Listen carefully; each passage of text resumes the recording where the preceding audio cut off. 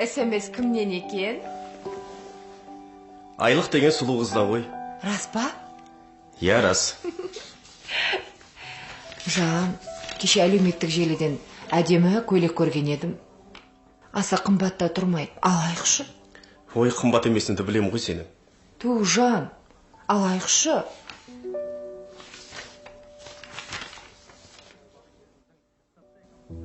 Сен көйлегіңді қоя тұр.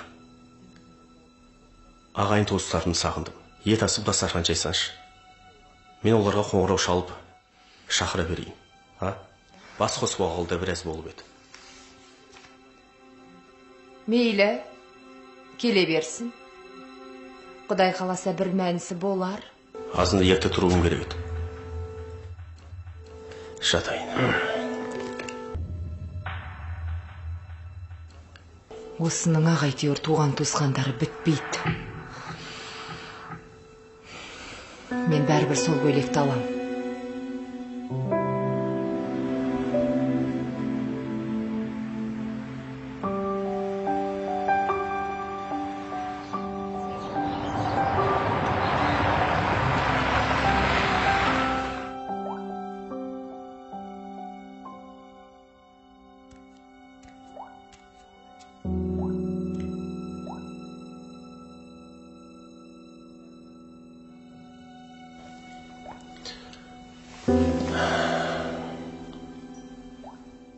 Қонақтарға дастархан дайын ба? Туыстар кәскеп қалады. Ештен әзірлеген жоқпын. Бөтен емес, жақындарыңыз ғой. Үйде не бар, соны жей салады да.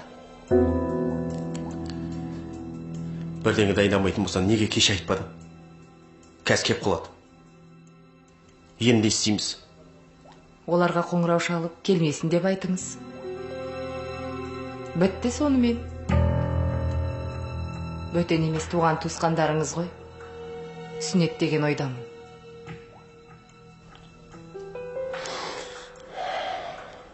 Саған сөзімді қор қылғым келмейді.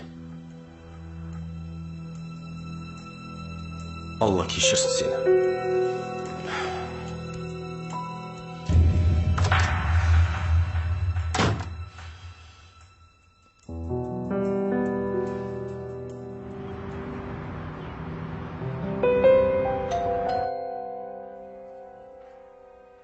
Ашық кіре бер. Ашық дедім ғой. Қызым. Пап, мам, қалайсыздар? Ой, аман есен. Күйеу бала қайда? Қазір Көрінбейді. бір жерге шығып кеткен еді. Кел, отырыңыздар. Мынаны қоя сал. Кеше өзі қонаққа шақырып, енді өзі жоқ болғанын қызық болды. Сіздер отыра тұрыңыздар. Мен қазір шай қойып келем.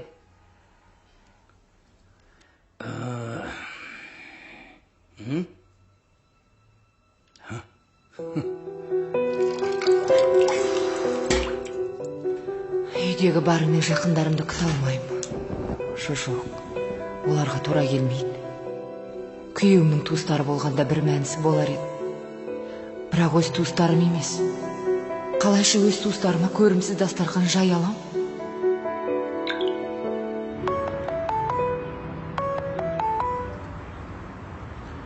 Да. Алло. Неге үйге менің туыстарымды шақырғаныңызды айтпадыңыз? Сен туыстарым мен менің туыстарымның екеуінің не айырмашылығы бар? Өтінем сізден. Дастарханға қоятын үйде ештеңе жоқ. Ештеңе даярлаған жоқпын. Дайын тамақ сатып ала келіңізші. Мен қазір үйден ұзақтамын. Сосын олар бөтен емес. Сенің туыстарың. Менің туыстарыма бермекші болған үйдегі бар нәрсемен оларды да қонақ етті. Бұл саған өмірлік сабақ болсын. Менің де туыстарымды құрметтеуді үйрет.